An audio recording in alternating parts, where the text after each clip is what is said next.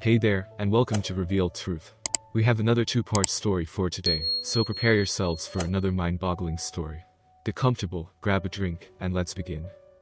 I found out in the most unusual way. It happened at the start of our annual men's fishing weekend. The guys, Scott, Stan, Roger, and myself, go up to the lake for our 3-day fishing trip, while our wives make it a girls' weekend. We've known each other for many years, and Roger and Mary were our closest friends. Stan Fortunato was Roger's nephew and several years younger than us, but we welcomed him into our circle of friends. Over time, he became one of my best employees. When Laura and I got married, we were just high school graduates, but I was determined and hardworking. Shortly after graduating, I started a small pool service business, and within 2 years, it had grown to serve over 100 homes, with the help of 4 employees. The business continued to thrive, and 20 years later, I was managing over 1,500 homes with a team of 30 dedicated employees, including the invaluable Stan, who proved to be a remarkable asset to the company. Despite lacking a college education or prior experience, Stan's passion, strong work ethic, and fantastic rapport with the team made him an exceptional manager for our Orlando operations. Recognizing his outstanding contributions, I promoted him, offering a substantial increase in pay and the possibility of future ownership in the company. Our professional relationship flourished into a genuine friendship, and we enjoyed working together. Over the years, I expanded the business from Tampa to Orlando, establishing it as the premier pool service company in Central Florida. With the vast majority of homes having pools that required constant care and maintenance, our services were in high demand. Our revenue and profit soared, strengthening the company's position in the market. As the business grew, the importance of financial management became evident. I relied on Scott, a trusted and experienced family member who was a retired tax accountant with a wealth of knowledge in finance. Under his advice, I leveraged all the equity in my home to expand the business when mortgage rates were extremely low.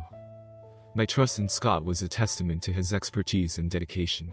He, along with his attorney spouse, played a significant role in our success, providing invaluable advice and recommendations that proved to be instrumental in the company's prosperity. Scott's wife, Beth, was a corporate attorney and suggested placing the company into a trust to protect the assets from liabilities and any potential lawsuits in the future. I followed her advice and became the sole trustee. Discovery. The joys of married life and the pursuit of a dream home. My wife, Laura, and her crew of girlfriends simply adored our new estate home. Picture this. A posh upscale neighborhood with a massive swimming pool, an oversized patio that boasts a charming tiki bar, and a grilling area that would make any BBQ enthusiast drool. Oh, and let's not forget about all the luxurious amenities that Laura had insisted on having. She had got a knack for getting what she wanted, and I could never say no to her persuasive charm. You see, these homes in our fancy neighborhood were appreciating faster than a shooting star. So, naturally, I gave in to Laura's every upgrade whim, knowing full well that when the time came to sell, we'd be rolling in dough.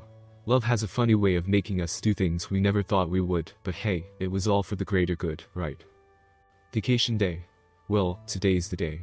Laura and her crew of gal pals have descended upon our fancy boat for a weekend of pure indulgence. As they arrived, I received strict instructions not to disrupt their shenanigans. They were on a mission to have a blast without us husbands around. And boy, did I happily oblige. I was more than ready to escape the clutches of girl talk and gossip for the weekend. With fishing rods in hand and a heart full of freedom, I dashed out of there faster than a pack of excited puppies. A fishing trip sounded like paradise after slaving away for weeks running my growing company. The thought of reeling in some big catches and sipping a cold one with the boys was pure heaven. As I left the ladies to their wine-fueled afternoon of giggles and secrets, I couldn't help but think how lucky I was to have Laura and her gang of mischief makers in my life. Sure, they might drive us husbands crazy at times, but deep down, we knew they were the spice that added flavor to our otherwise ordinary days. I couldn't help but smile as I drove over to Roger's house, knowing that the weekend's adventures were just beginning. We had meticulously planned our trip to the lake, aiming to depart at 6 p.m. to reach our destination by 9 p.m. The 3-day excursion promised to be an exciting time, filled with fishing and camaraderie. As we gathered our gear and packed up the car, I suddenly realized that I had forgotten my special fishing lure, which I had been diligently working on in my workshop. For me, fishing was not just a hobby, it was a passion. I took great pride in crafting my fishing lures and tackle combinations, believing that the right equipment could make all the difference in a successful catch. This particular lure I had been working on for the past week held a special significance to me. It was a labor of love, a custom creation tailored to attract the biggest fish and bring me joy on the water. Knowing the impact of having the perfect lure, I couldn't fathom going on the trip without it. So, I informed my fellow fishing buddies that I needed to retrieve my prized lure before we embarked on our adventure. They chuckled good naturally, understanding my dedication to the sport.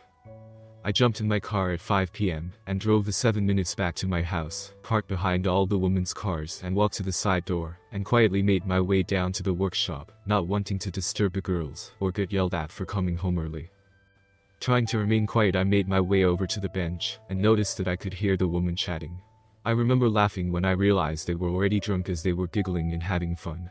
They were sitting in the shade next to the tiki hut, which was at the side of my house. The workbench was just below the outside window and was close enough to hear their conversation. Now, I am not an eavesdropper and couldn't give a crap about their conversion, but when I heard my wife talking about me in bed, my attention perked up. I don't know why, but I thought that I should record this part of the conversation and tease her with it when I got back, so I turned on the recording application on my iPhone. The next few minutes ruined my fishing trip and turned my world upside down. Apparently, I just walked into the middle of a steamy gossip session. The ladies were certainly not holding back, and I couldn't help but chuckle at their candidness. It seemed like they were discussing the not-so-private details of their love lives, and things were getting spicy. Laura, with her mischievous laugh, didn't shy away from dishing out the details about a relationship with her husband, me. I heard her tell the girls how great I was with my tongue, and that I never failed to bring her off and satisfy her after all these years. I couldn't help but think, you go Laura. Brag about your stud hubby. She continued, but it's true what they say. After years of marriage, things might not be as wild as they once were. But hey, it happens to the best of us. But then, out of nowhere, one of the girls dropped the million-dollar question. Is that why you did it with Stan? My ears perked up as I leaned in, curious to see how Laura would respond to that bombshell. The girls were in full detective mode, trying to piece together the puzzle of Laura's recent escapades. If Laura's candidness was anything to go by, I had a feeling this conversation was about to take an interesting turn. I could feel the suspense, and a dash of intrigue hung in the air as the girls waited for Laura's response. Duck. My heart skipped a beat, and I couldn't believe what I had just heard. Did I hear it right? Did Laura just say she did something with Stan, or Stan? Panic and disbelief washed over me like a tidal wave, and I leaned further in, desperate to catch every single word. My mind raced, trying to process this shocking revelation. Stan, who I trusted and considered a friend, had been involved in something with my wife.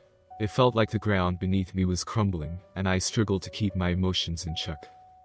Every word they uttered felt like a dagger to my heart.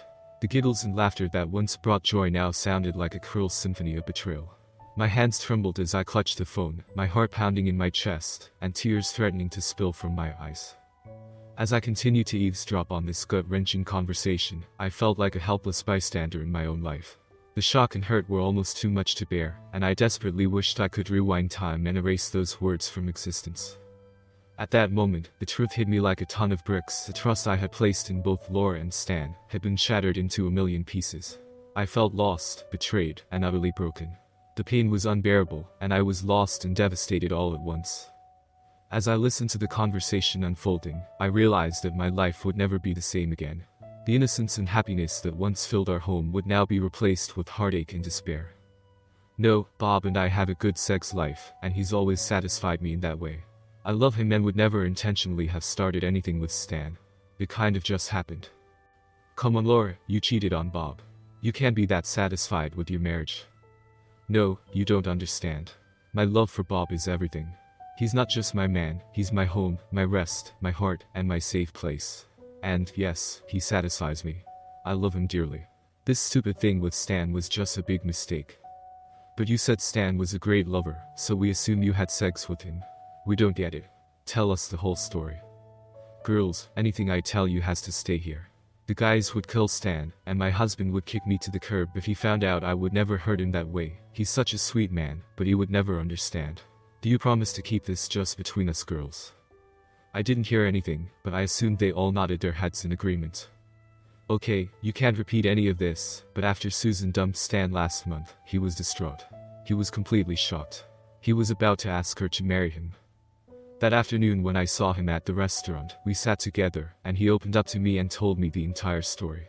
Girls, he cried. This big strong stud was crying, and my heart went out to him. I felt so bad for him, so I sat with him until he calmed down. He was so depressed and upset I felt almost a motherly need to take care of him. Yes, you're old enough to be his mother. Give us a break, Laura. You had a sexual need to take care of him, not a motherly need. Well, as it turned out, you're right, but at the time sex had not crossed my mind.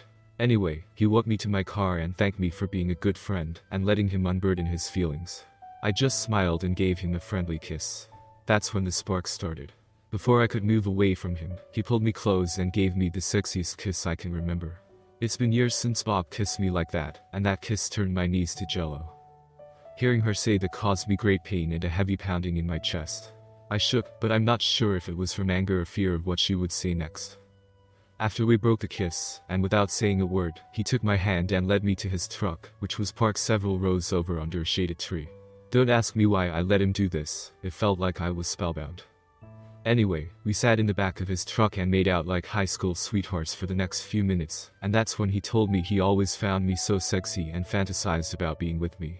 I have to admit that I was overwhelmed and flushed from his compliments, but I can't explain what I did next. When he placed my hand on his crotch, I felt his massive cock. Huge. I mean, it was a raging hard-on, visible under his jeans. I have to admit, I didn't think about Bob or our family at all then. As if in a trance, I unbuckled his belt and lowered his pants to reveal his cock, and wow. It was big. Bob is a good size, and I have no complaints, but this was cornstar big. I can't explain it, but I just felt the surge to taste it. I ended up giving him one of my best head for the next 5 minutes until he exploded in my mouth. He was so thankful and said he needed that after what he had been going through. Did you swallow or spit? Mary asked as they all giggled. Oh, I swallowed every last drop, and he tasted great. I know what I said in the past about never swallowing Bob's cum, and how I hated it, but I can't explain why I needed to swallow Stan's cum, but I did, and I loved it. Hearing that was like a hot slicing my heart in two. I can't express the level of pain those words made as they penetrated every cell in my body. I felt myself shiver and shake as a feeling of loss overcame me. Roger's wife, Mary, spoke next. Wow. That's hot. We never realized you had that in you. Me neither. I never thought about doing anything like that before, but it just kind of happened. That's when Scott's wife, Emily, chimed in. I think all of us girls dream of doing that, but it never happens. Good for you. I'm so jealous. Tell us what happened next. I could tell from Laura's voice that she knew what she did was wrong, and was feeling a profound sense of regret for crossing the line she never should have crossed. Well, after I came to my senses and I realized what I had done, I suddenly felt overcome with guilt. I knew what I did was wrong and that Bob would never understand, so I had to make sure it never happened again. I told Stan this was a one-time thing, and we could never do anything like that again. Then I told him that Bob was his friend, and he would feel betrayed by both of us if he found out. Stan agreed. He said it was just a moment of passion and would remain our secret forever. As I stood there, my heart torn between shock and pain, Laura's confession still echoing in my mind, Mary's words delivered the final blow to any glimmer of hope I had left. That shattered the last remnants of my illusions, leaving me feeling utterly lost and devastated. Well then, how did you end up in bed with Stan and turn your husband into a cuckold? Hearing that question turned me into a broken man, humiliated and lost. I wanted to strangle both Stan and my cheating wife with my bare hands. Laura hesitated her answer before she revealed how Stan had reached out to her, seeking solace in his time of despair. The momentary ecstasy had been overshadowed by the realization of the betrayal and the depth of the hurt she had caused. When she spoke, it sounded like her words were tinged with sadness, as she revealed the intimate details she shared with Stan. In a somber voice she spoke, "No, please don't think that. Bob's not a cluck, he'd never allow that to happen. I just made another stupid mistake. I really ducked up and should have known better. Stan called me to ask me to lunch, but I said no and told him that we really shouldn't be seen together. He said he was depressed and needed someone to talk to, and he felt as if I was the only one that understood what he was going through. Stan told me he'd make us lunch if I came over to his house for just an hour. That was when I made another colossal mistake by going to his house alone. We sat and talked as we ate the salads, along with another glass of wine. After an hour of small talk, he told me how moved he was by our last time together. He was standing next to me as he was about to take our dishes to the sink and kiss me again. This time it was one of those romantic panty-dropping kisses we girls dream about. Long story short, we ended up in his bed for the entire afternoon. It wasn't romantic by any means, just raw sex. I knew it was wrong, but it just happened. And to be honest, it was the best sex I've had in years. Girls, I'd never felt anything so big and deep inside me before. It had been a while since he had sex, and he was a wild man. The first time Stan came inside me, his cum overflowed my kitty. I mean, he must have shot a gallon inside me, and I came so hard and screamed so loud, I was sure the neighbors heard us.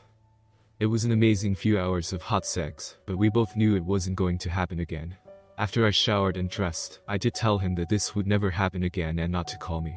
I told him he was a wonderful man and needed to find a woman his own age to love, and that as much as I loved his clock, I wouldn't jeopardize my marriage. We both agreed, and that was the last time. So, you've never been with him again? Only those 2 times. As anger coursed through my veins, I clenched my fists tightly, trying to hold back the tumult of emotion swirling inside me. The revelation of Laura's one-time encounter with Stan felt like a stab to the heart, and the raw pain intensified with every word she uttered.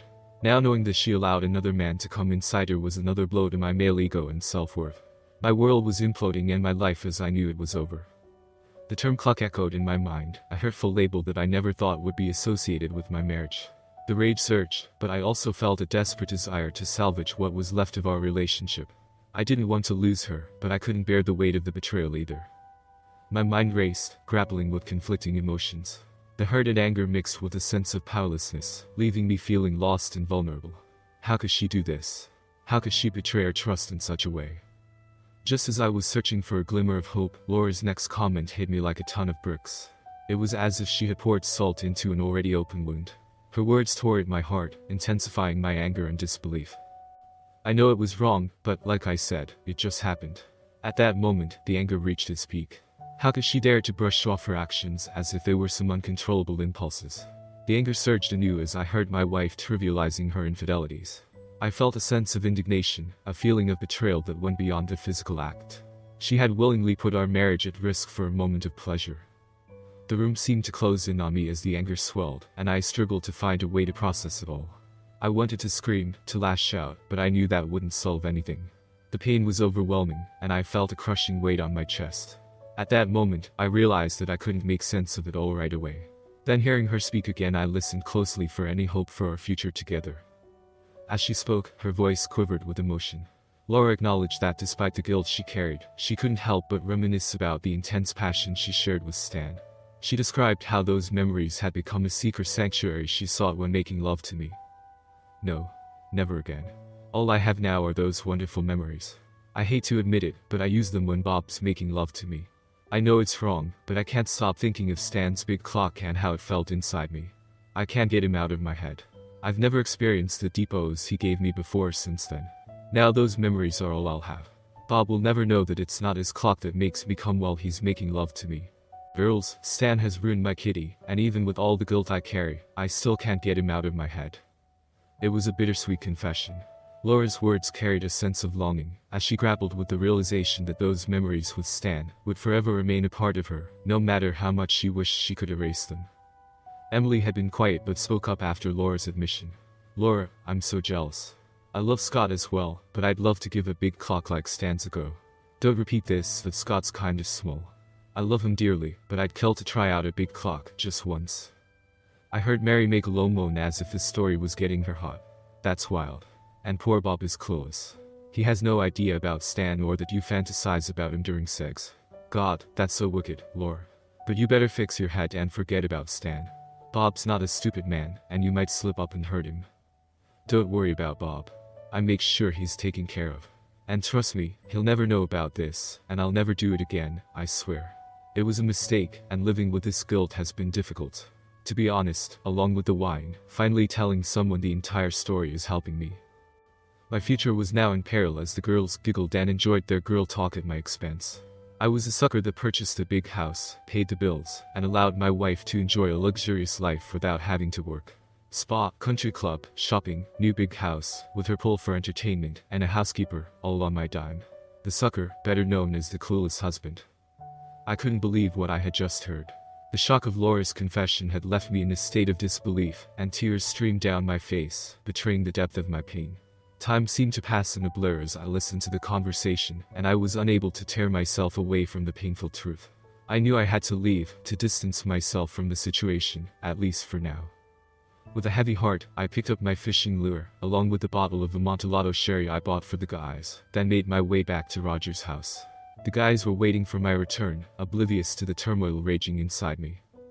Tears continued to flow as I drove, my mind a whirlwind of confusion and hurt. I needed time to process everything, to come to terms with the betrayal I had just discovered. I wasn't ready to face Laura, to confront her about what I had learned. The pain was too raw, too overwhelming. I wanted to stick with the original plan, going away for the weekend and seeking solace in a place where I could be alone with my thoughts. But fate seemed to have a cruel sense of humor as I realized I would be spending those days with Stan, the very person who had been involved in the heartbreaking affair. The prospect of being around him only added to my anguish. I didn't know what to expect, and the uncertainty weighed heavily on my mind. Would I be able to keep my emotions in check? Could I face him without strangling him or revealing the devastation I felt inside? As I drove back to Roger's house, the tears continued to fall, and I felt a profound sense of loss and pain. The weekend ahead loomed like a dark cloud, and I was unsure of how I would navigate through it. All I knew was that I needed time to heal, to find a way to come to terms with the shattered pieces of my heart. At that moment, I felt utterly alone, feeling the betrayal of someone I loved and trusted. The sadness in my heart was overwhelming, and I prayed that somehow, someday, I would find a way to mend the broken pieces of my soul. The fishing cabin. When I arrived, Roger was outside loading up his Escalade. As I approached, he could tell there was something wrong, and that my eyes were glassy. I knew I was not ready to say anything, but when he asked what was wrong, I came up with a good answer. "Bob, what's wrong? You look like shit. What's going on?" "Sorry, Roger, I have a migraine coming on, and I just need to shut down for a while." "Are you sure? Man, you look bad." "Yeah, I'm used to dealing with this. Just let me sit in the front for the ride and I'll shut my eyes and I'm sure I'll be fine. Besides, there's no way I'll miss our annual trip, I need to get away." "Of course, no problem. Why don't you go inside and relax and we'll finish packing. We'll leave in about 30 minutes. I'll come to get you when we're ready." Sure enough, 30 minutes later I was in the front seat, and my buddy Roger took care of me. He took his wife's sleeping eye cover, and a pair of his noise-canceling headphones, and handed them to me as I sat in the passenger seat, as Stan and Scott sat in the back. Along with the blindfold, the headphones put me in a dark place. My sensory perception was now limited to smell, touch, and taste, which allowed me to contemplate this unexpected situation. The guys understood my quietness and offered to help if I needed anything. I couldn't look at Stan, just kept my eyes shut and thanked them for their understanding. For the next 3 hours, still in that dark place, I was able to sit in peace and contemplate the train wreck I had just witnessed. I thought back to all of our years together, how I worshipped Laura, and felt blessed when she gave me Michael and Katie, our wonderful children. The mental images of Laura sucking Stan's clock and taking him inside her were all I could think about. The more I tried to stop, the more I saw her spread legs taking Stan's big clock. She said it was only one time and she felt guilty and would never do it again. I wanted to find a way to forgive her and get past that, but the killer for me was remembering those final words on how she thinks of Stan, while I make love to her, and dreams of her orgasms with him when she has hers. As a red-blooded man, I can't imagine any guy getting past that. No. Sadly, I believe that confession ended our marriage. I thought about all the good times we spent together as a family, and how that might be over. Tears started and I wiped them away before they became visible. For the first time I can remember, I was struggling and lost. I had no answers or ideas on what to do and must have fallen asleep, because the last thing I remember is Roger shaking my shoulder, waking me up. "Dude, are you okay? How are you feeling?" he said, now at the fishing cabin. For the next 2 days, I was unusually quiet and used my migraine as an excuse. The guys left me alone as I tried not to ruin the trip for Scott and Roger. I continued to struggle with my feelings as I looked at my life, both past and future. It was difficult, but I knew I would survive. 2 days later, still in doubt, I found myself on a trail to the lake alone with Stan. Roger and Scott were going to meet us down at the boat dock. I found myself following Stan through the woods. As I followed him along the path, I heard Laura's words echo in my head, and suddenly I was full of rage. I noticed a large fallen branch, the size of a large baseball bat on the side of the path.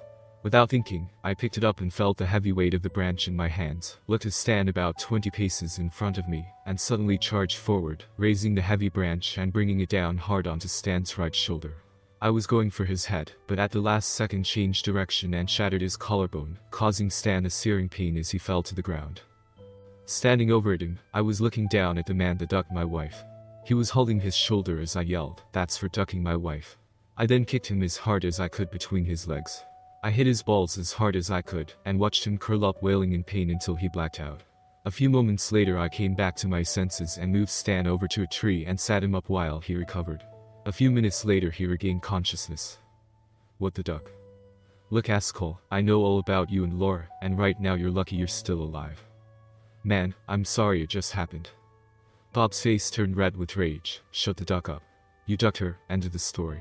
Don't even talk to me for the rest of the trip, and you don't say one word to Laura about this. If you do, I swear you will live to regret it. I'm not sure what I plan to do with her, but I don't need you ducking that up as well. You've destroyed my 20-year marriage, don't duck up my revenge as well. Bob, she loves you. You can't divorce her.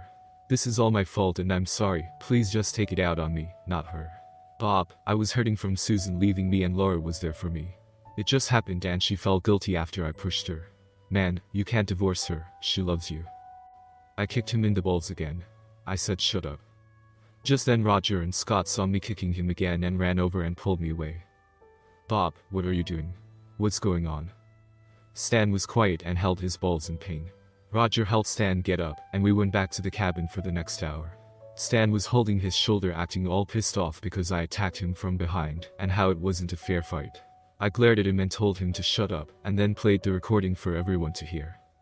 When the recording ended Roger screamed at his nephew, "You ducking asshole. You betrayed our friend and the man that gave you a job when you were down and out and took you into his trust. You ducked one of our wives, and had the nerve to come with us on this trip. And, you pissed off that Bob hurt you. You should be thankful that we didn't dump your backside in the middle of the lake. We don't want to see or hear from you for the rest of this trip, not one word. And you should be thankful you're still alive," Roger said. Scott spoke up, "You know guys, there's another problem with this recording.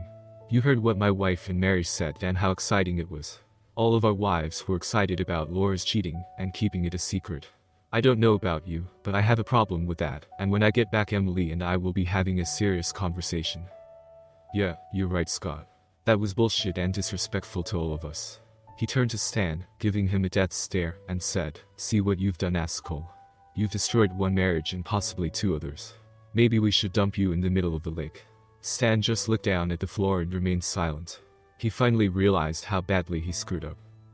Bob spoke, "Guys, I agree they are all involved, but please give me a few days before you do anything. I'll give you a copy of the recording, but I need to confront Laura before she knows what I've learned.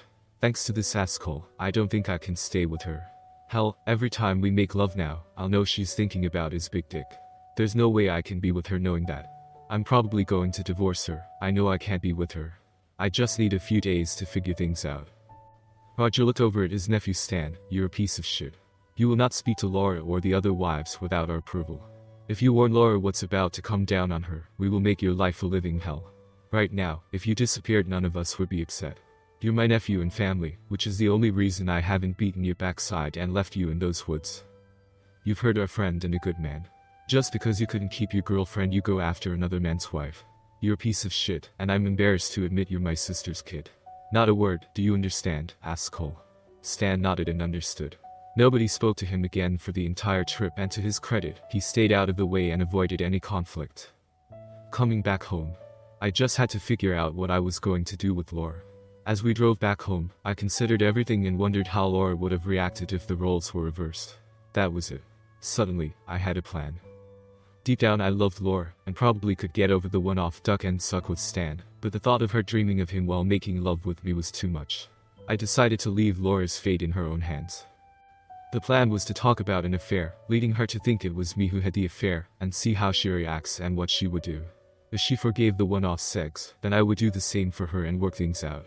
However she reacts, in exactly the way I will treat her and our marriage. The solution to her infidelity will be in her own hands. My stomach was turning upside down, and my anger resurfaced as I returned home and pulled into my driveway. I was in a dark place, but it was time to face Laura, and I needed to keep my feelings in check and act normal, which was going to be one of the hardest things I've ever done. I got a warm welcome home when I entered the house. Laura was dressed up and looking nice when she gave me a big hug and an excellent welcome home kiss, which I was going to miss as she chose that path.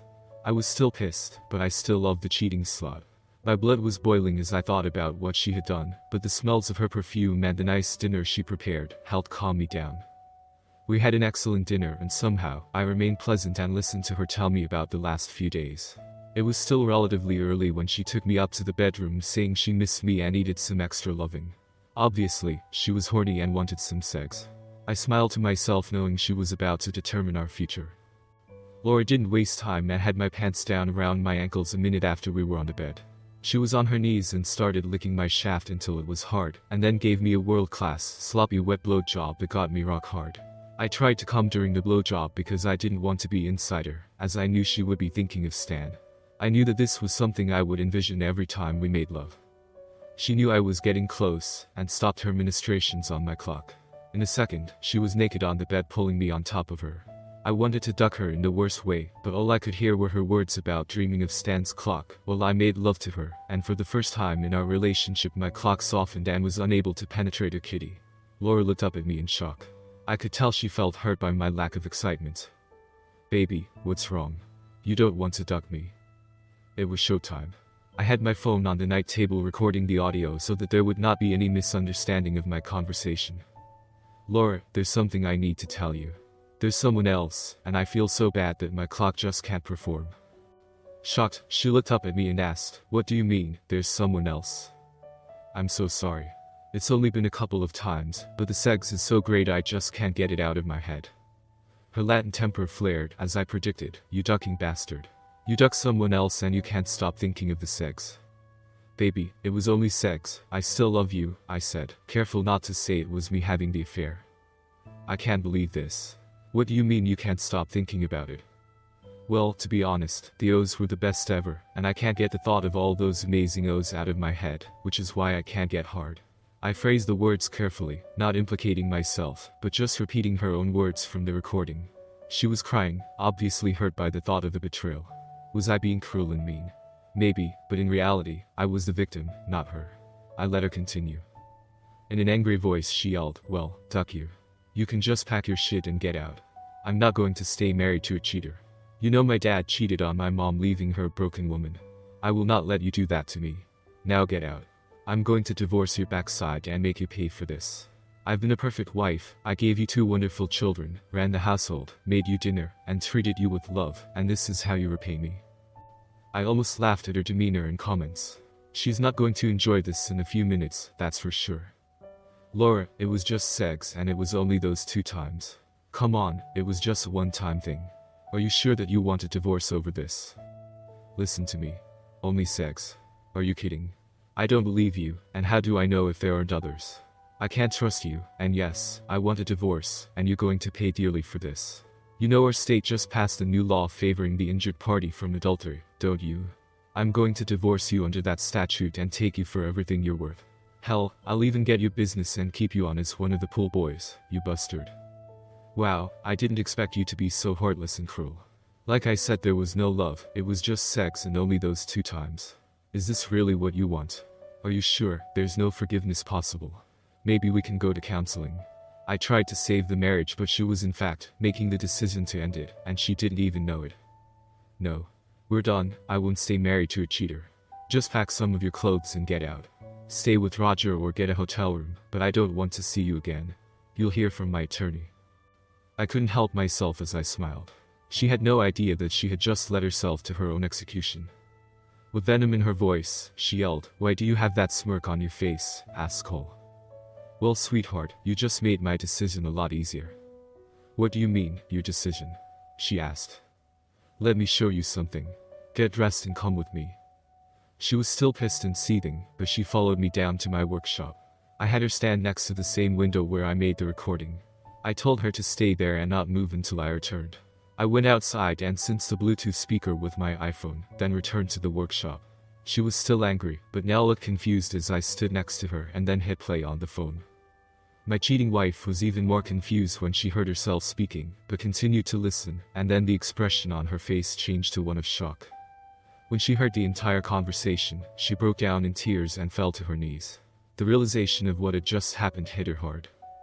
"Baby, I'm so sorry. How did you hear that?" she said as she continued to cry. "Well, I'm not sure why that matters, but I had to come back for some things I forgot to pack. I didn't want to disturb you girls, so I came down the back door to avoid your little party. That's when I heard you talking about me in bed. I recorded it because I was going to share it with you and tease you when I got back. But when you confessed to your affair with Stan, I stayed and recorded everything." Sweetheart, you heard me say it was just a one-off and only sex. You must know there's nothing between us. You have to forgive me, I'm so sorry, you weren't supposed to find out. Amid our tears and heartache, Laura's remorseful words pierced through the pain. Her voice trembled with genuine sorrow and regret as she sought my forgiveness, her vulnerability laid bare. Her plea for understanding washed over me, and I realized that beneath the layers of hurt and anger, there was still a deep love. But I was not swayed by her crying or begging. My voice was cold and distant as I confronted Laura with the painful truth. The hurt ran deep, and I couldn't shake the feeling of betrayal that had consumed me. The words she had spoken about dreaming of Stan during our intimate moments had shattered the last remaining fragments of trust between us. I heard everything, Laura, I replied, my voice devoid of any warmth. You're right, you left out the part where you confessed to dreaming of him while you and I made love. How can you expect me to just brush that aside? For the first time in our marriage, her tears seemed not to affect me, as the pain of her words lingered heavily in my heart. The image of her dreaming of another man, while I poured my love and soul into our moments together, was too much to bear. I can't ignore that, Laura, I continued, my voice filled with bitterness. I also can't ignore the fact that you were never going to tell me and keep me clueless as you and all your friends would look at me knowing I was your cluck. You shattered something inside me, and I don't know if I can ever trust you again. How can I believe that you truly love me when you're dreaming of someone else? My anger swelled, and I couldn't help but feel that I deserved better than this. The thought of being with someone who couldn't fully commit to me was the final blow. I can't just pretend that everything's okay, I said, my voice firm. Dreaming of another man while we're together is a deal breaker for me. I don't know how to love you again when I know that you're thinking of him, not me during our most intimate moments. The pain in my heart was overwhelming, and the thought of rebuilding our relationship seemed impossible. I couldn't find it within myself to forgive her, not when she had betrayed me in such a profound way. The room fell silent as the weight of my words hung heavily in the air. There was nothing left to say, the truth had been spoken, and the hurt was too deep to mend. It was clear that the damage done was irreparable, and the road to forgiveness was one I couldn't fathom traveling. At that moment, I knew that our love had been forever shattered, and the future we had envisioned together was now nothing more than a distant dream. It was a painful realization, but it was one I had to face if I wanted to find a way to heal and move forward, even if it meant doing so without her by my side. No. I didn't mean that, you don't understand. I love you and I don't want him. Bob, you have to give me a chance to explain. Don't lie to me, Witch. I heard what you said on that recording, and the thought of him in our bed is too much for me to handle. I never would have thought you would betray my love and cause me so much pain. If I'm wrong, then look me in the eyes and tell me it's not true. Look at me and tell me you weren't thinking of his big dick and your great orgasms with him while we made love. Yeah, that's right, you can't even look at me. Damn it, you ducked everything up, Laura. I hope you enjoyed his big clock because you'll never have mine again. You can go live with him after I divorce your butt, and then you won't have to dream about him anymore. Openly sobbing and barely audible she said, you can't divorce me, I love you. Please give me a chance to make this right. That's rich. Now you want my forgiveness. Imagine my shock. The cheating slut wants a hall pass, a one-time duck. I'll make it up to you. I love you. I'm sorry. Where do you get the idea that I would want you after what you did? Do I look like the kind of man that would accept betrayal from a cheating wife? My voice trembled with a mix of emotions as I poured my heart out to Laura. For the last 3 days, I've been torn. Part of me wanted to find a way to forgive you and work things out. I thought maybe I could move past the one-time mistake, but then everything changed when I heard what you said to our friends. The hurt in my heart was palpable, and I couldn't hide the pain in my voice. The fact that she had proudly shared intimate details about her thoughts during our lovemaking had shattered the last remnants of trust I had for her. I'd never openly cried in all our years together, but when I couldn't hold back my pain any longer, I felt humiliated. Laura, I continued, with tears falling and my voice quivering. Those women, our friends, now see me as the clueless husband. I think I even heard Mary call me a cuckold. You have no idea how humiliation that was. It's like I've been living in a lie, oblivious to what was going on behind my back. Knowing they're laughing at me and calling me clueless destroyed any self-worth I had left. And because of that, they are no longer part of my life. You've succeeded in ending our friendships on top of our marriage. She was noticeably shaken when she saw my tears, and knew she had hurt me beyond her comprehension. I believe that in her heart, she never wanted to hurt me, but my tears made her realize what her selfish act had caused. She then felt a crushing level of regret and sadness, as she openly cried and tried to hold me. I pushed her away and took a deep breath, trying to compose myself. I know I may have been a clueless husband in the past, but things have changed now. I can't ignore what I know, and I won't be a cluck, as your friends now refer to me. I will not allow myself to be treated like that by anyone again. As I spoke, the pain of the betrayal echoed in my voice. I had desperately wanted to save our marriage, to find a way back to the love we once shared. But the reality of the situation was sinking in, and I couldn't see a clear path forward. You know, on our way back from the fishing trip, I thought about how to salvage our marriage, I admitted, my voice breaking. But the truth is, I couldn't find a way to do it. So, I've decided to let you make the decision. I don't know if I can ever trust you again, and I don't want to live a life filled with doubt and pain. As I finished speaking, there was a long pause, the silence heavy with the weight of our emotions. The future was uncertain, and I didn't know what lay ahead for us. But one thing was clear: I couldn't bear to live in a marriage filled with betrayal and doubt. What do you mean, you would let me make the decision? Well, since I couldn't decide what to do about us, I had a plan. I would tell you a story about an affair, and however you responded and acted was how I was going to move forward. The beauty of my plan was that you alone were going to decide the fate of our marriage. In the story I just told 20 minutes ago, I never said I had an affair, only that there was an affair. I repeated what you said about how they were in bed with us, you know, how you dream of him. Well, I give you all my love. Well, 20 minutes ago I told you about the affair being a one-off mistake, and it was only sex, not love. I asked you if there was any way we could get past it. I even offered to go to counseling. Do you remember what you told me? You told me to get out of our house. You told me that you were going to destroy me in a divorce. You told me you were going to take my business and turn me into a pool boy. You showed no mercy. Well, that's exactly what you can expect from me now. I won't kick you out like you did to me, but you will move into the guest room as I don't want you in my bed. I'll be meeting with the attorney and filing under adultery. I can't wait to use that new divorce law you told me about with all of your vitriol. Bob, I didn't mean any of that, you have to believe me. Don't do this. What about all our 20 years and the kids? The raw emotion in my voice was evident as I confronted Laura, my heart breaking with each word. The pain of betrayal was too great to bear, and I couldn't help but feel the weight of her actions on our entire family. I know this is going to be hard, I said, my voice trembling with hurt and anger. But I can't ignore what you did, Laura. You didn't think about the kids or our years together when you decided to betray me and our family. The sense of her betrayal cut deep, and the pain in my heart was overwhelming. The trust that had once bound us together had been broken, and I couldn't fathom how to move past it. What you did is unforgivable, I continued, my voice firmly. And you will have to face the consequences, just like you were so ready to give me punishment for my mistakes. Now, move your things out of my bedroom.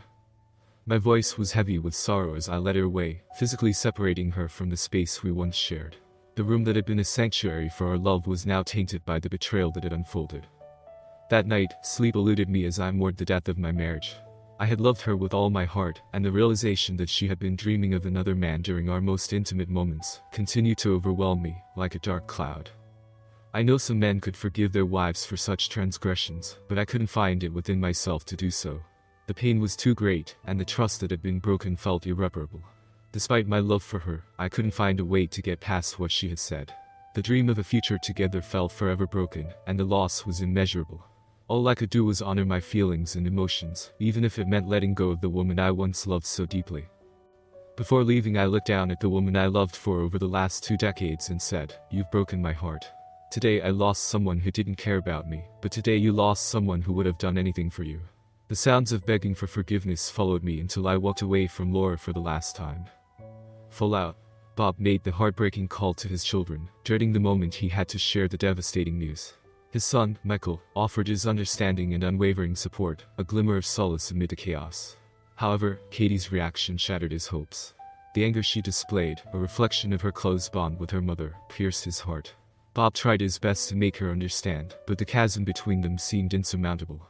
In a rare display of strength, Laura took it upon herself to speak to Katie, acknowledging her grave mistake, and urging her not to harbor too much anger towards her father, who had done nothing wrong. The kids' lives were forever altered by the fallout, but Bob was determined to ensure their future was secure, promising to fund their college education and take care of them. The confrontation between the guys and their wives was laden with betrayal and heartache. Mary's heart shattered upon learning about Laura's divorce, feeling the weight of their long friendship crumbling. Roger was seething with rage, unable to comprehend why his wife had kept the affair secret, and even worse, why she had seemingly encouraged it. The revelation on the recording was a soul-crushing blow, leaving him questioning everything. The hurt was too profound to ignore, and the bond they once shared seemed irreparably broken. The days that followed were filled with raw emotions and heartache, as the consequences of their actions unraveled before them. The once tight-knit group of friends now found themselves facing the harsh reality of betrayal and shattered trust. Mary, devastated by the news of Laura's divorce, was confronted by Roger, her husband, about her role in keeping the affair a secret. Her heart sank as she realized the gravity of her actions. Roger's anger was palpable, and he demanded answers as to why she had protected Laura and betrayed their best friend. The weight of her guilt and the realization of her complicity left her speechless and remorseful. At Scott's house, a similar scene unfolded when Emily heard the hurtful words she had spoken about her husband on the recording. The humiliation and shame were too much for Scott to bear, and he made the painful decision to leave, leaving Emily in tears and regret. Meanwhile, at Bob and Laura's home, the tension was thick as Bob handed Laura the divorce papers. Laura pleaded with him to forgive her, realizing the magnitude of her mistake and the pain she had caused. Her pleas fell on deaf ears, as Bob's heart was too wounded to consider reconciliation. The hurt was deep, and he knew he could never trust her again. Judge Montresor presided over our case, and the divorce proceedings became a painful ordeal, with Laura desperately trying to salvage the marriage. The court battle brought forth Stan's testimony, filled with regret for the destruction he had caused. Stan was told to either testify truthfully or feel the wrath of the anger from the husbands. Regretfully and with heavy guilt, his testimony sounded more like an admission of guilt and offered an apology to the injured parties. Tears filled the courtroom as the final blow to the marriage was delivered. Laura's heart sank further as she relived the affair through the playback of the recording. The judge's ruling was swift, granting Bob a significant portion of their assets and denying any spousal support under the new state statute put into place. Laura was left with the painful realization of how her actions had led to the demise of her marriage. The excitement and passion she had experienced with Stan now seemed like a distant memory, overshadowed by the regret and pain she had inflicted on Bob. The once bright future they had envisioned together had crumbled, leaving Laura with the weight and the consequences of her affair. As she faced the bleak reality of her situation, she knew that she had lost not only her marriage, but also her sense of security and the life she had once cherished. The aftermath of their actions had forever changed the lives of these friends, leaving behind a trail of heartache, regret, and broken trust. The consequences of their choices would continue to shape their futures, as they grappled with the pain of their past mistakes and searched for a way to move forward. Because Bob still loved her, he offered Laura their guest room to live in until she could get a place of her own and plan out her future. The home was large enough for them to live there without much engagement. Bob worked harder and longer hours in an effort to keep sane, and came home late enough not to see her. To her credit, Laura continued to try to win Bob back, but he had no intention of ever being with her again. He started dating Becky, his secretary, who was more than thrilled to make Bob happy. She knew Bob was a good catch, and even though he was 10 years her senior, she was happy with him in bed, and enjoyed the massive oaths he gave her. Bob was a good man, and Becky couldn't believe Laura's stupidity and her luck. She would never give Bob a reason to worry or doubt her love. The emotional turmoil of the past 2 months weighed heavily on Laura's shoulders. Seeing Becky move in with Bob, occupying the space that was once theirs, was like a constant reminder of the life she had lost. It tore at her heart to witness the happiness and affection being shared between her ex-husband and a woman who was now taking her place. Every glance, every touch, and every shared moment between Bob and Becky felt like a stab to Laura's heart. Jealousy gnawed at her, and she couldn't help but feel a deep sense of regret for her actions that led to this situation. Her once happy home, now filled with love between Bob and another woman, was a constant source of pain and sorrow. The bed they used to share, the one where they had once slept side by side, now became the site of intimacy between Bob and Becky. The thought of them together in that very spot crushed Laura's soul. It was a harsh reminder that she had given up her husband through her selfishness, and she now had to face the consequences of her actions. Feeling alone and scared, Laura struggled to find a way out of this emotional abyss. With no job and few prospects, the future seemed uncertain and daunting. She was haunted by the fear of being alone, without the man she once loved so deeply, and the uncertainty of what lay ahead only added to her distress. Having no other options, Laura had to accept her living arrangements reluctantly, knowing that she had lost the man she once held dear. As she faced the reality of her situation, Laura knew that she had to come to terms with her past mistakes and work on rebuilding her life. It was a painful journey, but she knew that she needed to find her own strength and inner resilience to move forward. Despite the challenges ahead, Laura hoped that one day she could find peace and happiness again, even if it meant letting go of the man she once thought would be with her forever. At Bob's office, when the other workers found out that Stan had caused Bob's divorce, they treated him like someone with leprosy. Nobody talked to him socially and treated him like the asshole he was. He realized he couldn't stay there as they made his life miserable, screwing up jobs, causing complaints and loss of money. Stan decided to open his own business and took several accounts with him. Bob's attorney explained that Stan was under a non-compete contract and was breaking their contract. Stan, not being educated, didn't even realize any of this and continued to grow his business. Bob's attorney told him to be patient and wait a few months until they could present a proper case. 10 months later, Stan had amassed over 100 accounts, and his business was flourishing at an impressive pace. He felt on top of the world, basking in the success he had worked so hard to achieve. However, that euphoria was short-lived when the attorney filed a devastating lawsuit against Stan, demanding a staggering $1 million. The claim accused him of not only causing significant financial loss, but also breaching the ironclad non-compete contract. As the legal battle raged on, Bob, still nursing the wounds left by Stan's actions, was fueled by a burning desire for revenge. Money was the least of his concerns. He yearned to make Stan pay for the pain of stealing his beloved wife, shattering his once happy marriage, and callously poaching his loyal customers. When the dust finally settled, the outcome was catastrophic for Stan. Bob emerged victorious, seizing ownership of Stan's once thriving business, and leaving him with no choice but to file for personal bankruptcy. The dream career he had built, with the possibility of owning a piece of Bob's company, a multi-million-dollar enterprise, crumbled before his eyes, leaving him destitute and emotionally shattered. With no formal education to rely on, Stan had no alternative but to turn to grueling day labor, just to scrape by and make ends meet. The harsh consequences of his actions had taken a toll on him, and he learned a painful lesson that would haunt him forever: never again to meddle with another man's wife or betray trust so callously. Scott and Roger's wives realized how close they had come to jeopardizing their marriages as Lord did. It was a wake-up call for them, and they understood the value of their husband's forgiveness, and the need to respect and cherish their relationships. They decided to work on rebuilding their trust and communication to avoid such mistakes in the future. Over time, they managed to strengthen their marriages and move forward together with a newfound appreciation for their partner's love and forgiveness. They no longer socialized with Laura or Bob, and missed the good times they once shared. Laura's life took a somber turn as she navigated the aftermath of her failed marriage. With a heavy heart, she accepted that Bob would never take her back. Finding a job as a receptionist at a dental office offered her some stability, but it couldn't fill the void left by the loss of her once happy marriage. Living in a small apartment, she felt the weight of loneliness and regret every day. Trying to move on, she met an older man from the office and began dating, but the new relationship could never compare to the love she had lost with Bob. The happiness she once knew was now only a distant memory, and she couldn't help but feel the pain of her past mistakes haunting her every step. In her quiet moments, she would reflect on what could have been, wishing she had made different choices, and held on to the life she had with Bob. However, she had to come to terms with the reality that she had let go of something special and irreplaceable. The future that once looked so bright was now a shadow of its former self, leaving her with a profound sense of sadness and longing for what was lost. Bob did miss Laura, but Becky quickly filled that void and made it her mission to be the perfect other half. Bob loved the young woman's energy and lust, and a year later they were married.